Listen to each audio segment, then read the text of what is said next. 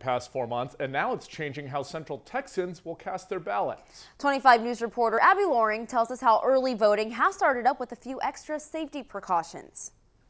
Due to concerns over the coronavirus, the May elections were pushed back 2 months. I spoke with local election officials to find out how the polls may look a little bit different this year.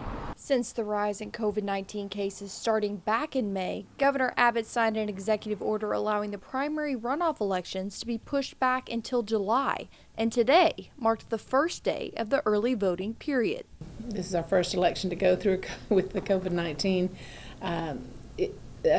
precautions in place, and so we hope that we've make the voters feel comfortable. We do ask, if possible, if the voters will wear their masks so that they can feel safe as well. The polls are strictly following CDC guidelines, including putting voting machines 6 feet apart, taping waiting spots on the floor, cleaning machines after each use, and placing hand sanitizer beside the entrance and exit doors. Hope to have no physical interaction between the voter and the poll worker.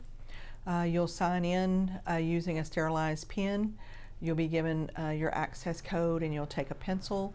You'll use the eraser for the pencil to cast your votes on the electronic machines. Despite the pandemic, mail-in ballots are only accepted under certain conditions. You must be 65 or older, disabled, or out of the county on election day or during early voting period. But remember, you must fill out an application first. Those applications have a deadline of July 2nd, which is Thursday, to get into our office. So if you don't have an application, you can pick one up on our website. Just adhere to your social distancing and this, the hand sanitizer, and just know that we're doing everything possible to keep you safe. Both McLennan County and Brazos County have all 5 of their counties' election locations still up and running. Those locations can be found on the specific county's website. Be mindful that the extra cleaning and social distancing could cause longer wait times, so now is a perfect time during early voting to avoid those crowds. For now in Waco, I'm Abby Loring, 25 News.